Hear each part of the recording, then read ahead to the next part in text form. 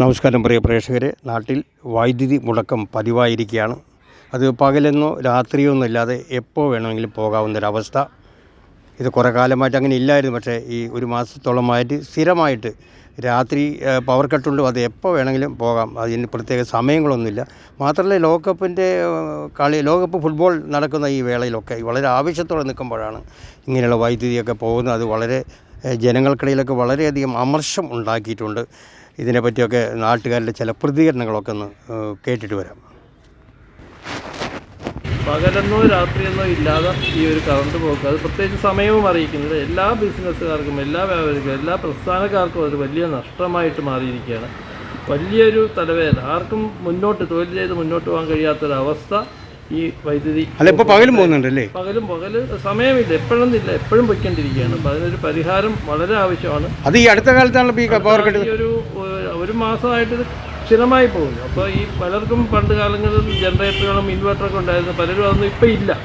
ഇത് അതിലേക്ക് പോകേണ്ട ഒരു അവസ്ഥ വലിയ സാമ്പത്തിക ബാധ്യതയും കൂടെ എല്ലാ പ്രസ്ഥാനങ്ങൾക്കും പറയുകയാണ്. ഇതിനൊരു പരിഹാരം ഉടൻ തന്നെ കണ്ടെത്താം. ഞാൻ ചോദിക്കട്ടെ, ഇപ്പോൾ മന്ത്രി ഇപ്പോൾ പറയുന്നത് നിങ്ങളെ വീടുകളിലെല്ലാവരും സോളാർ വെക്കാൻ എന്നാണ് പറയുന്നത്. സോളാർ വെച്ച് കഴിഞ്ഞവർക്ക് എന്തൊക്കെ പ്രശ്നമാണ്? വെച്ച് കഴിഞ്ഞപ്പോഴത്തേക്കും ഒരുപാട് ടാക്സുകൾ വരുന്നു. അതിലേക്ക് കയറി പിടിച്ചുകൊണ്ട് സോളാർ വെപ്പിക്കുന്നവരെ സ്നേഹവും അത് കഴിഞ്ഞ് സ്നേഹമില്ലായ്മയുടെ ഒരു രീതിയിലേക്കാണ് ഇപ്പോൾ മാറുന്നത്. അപ്പോൾ സോളാർ ഇപ്പോൾ ഒരു ഭീഷണിയായി മാറി. വെച്ച പലരും പറയുന്നു അതൊരു ഭീഷണിയായി മാറുന്നു എന്നാണ് പറഞ്ഞു കേൾക്കുന്നത്. അതാണ് പൊതുവെ സോളാറിനെ കുറിച്ച് പറയുന്നത്. പ്രോത്സാഹിപ്പിക്കുന്നുണ്ട്, പക്ഷേ വെച്ച് കഴിയുമ്പോൾ അവർ ഉപയോഗിക്കുന്ന കറണ്ട് കൂടുതലാണെങ്കിൽ അവർക്ക് അമിതമായ ചാർജ് വരുന്നൊരവസ്ഥ നിലനിൽക്കുന്നു. അപ്പോൾ സോളാറിന് അങ്ങനെ ഒരു പ്രശ്നമുണ്ട്. വൈദ്യുതി മുടക്കം വളരെ രൂക്ഷമായ പ്രതിസന്ധിയാണ് ഇപ്പോൾ നമ്മുടെ നാട്ടിലുണ്ടാക്കിയിട്ടുള്ളത്. നമുക്കറിയാം, പകലും രാത്രിയെന്നില്ലാതെ ഏത് സമയത്തും കറണ്ട് കട്ട് ചെയ്യുന്ന ഒരു സ്ഥിതിയിലേക്കാണ് പോകുന്നത്. അത് പല കാരണങ്ങൾ പറഞ്ഞാണ്. അവർ പറയുന്നത് ടച്ച് വെട്ടുന്നു, പിന്നീട് അവിടെ മരം മുറിക്കുന്നു.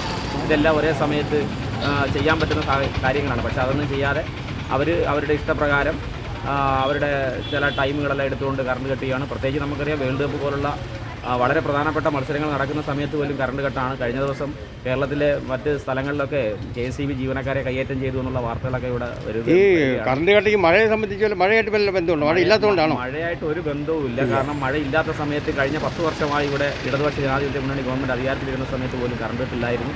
അതിലെല്ലാം പരിഹരിക്കുന്നതിന് വേണ്ടി ജനങ്ങൾ ഓരോരുത്തർ അധികാരം. ഇത് ബോർഡിൻ്റെ പ്രശ്നമാണോ? ബോർഡിൻ്റെ പ്രശ്നമല്ല. ഇവർ ഓരോരോ കാരണങ്ങളാണ് പറഞ്ഞ് ഇതിനെ കേന്ദ്രം കൊടുക്കുന്നില്ല, കേന്ദ്ര വിവരം കിട്ടുന്നില്ല എന്നൊക്കെ പറഞ്ഞ് അതിനെ സാങ്കേതികത്വം പറഞ്ഞ് ഒഴിഞ്ഞു. എന്തായാലും ജനം ദുരിതത്തിലാണ്.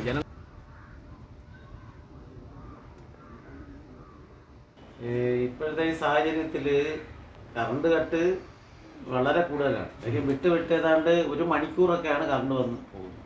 എന്താണെന്നൊരു മനസ്സിലാകുന്നത്. കാര്യം മഴ പെയ്യുന്നുണ്ട്, മഴ ഇല്ലെന്നാണ് പത്രങ്ങളിലൊക്കെ പറയുന്നത്. പക്ഷേ ഇന്ന് കുട്ടികളുടെ കാര്യത്തിലായാലും മുതിർന്നവരെ ആയാലും അസുഖക്കാരുടെ കാര്യത്തിലൊക്കെ വളരെ ബുദ്ധിമുട്ടുകയാണ്.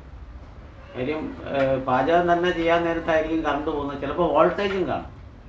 വോൾട്ടേജ് ഇല്ലാത്തതാണ് ഏറ്റവും വലിയ കഷ്ടം. ഉള്ള കറണ്ടെങ്കിലും വോൾട്ടേജ് തന്നാൽ മതിയായി. പിന്നീട് അത് പോവും.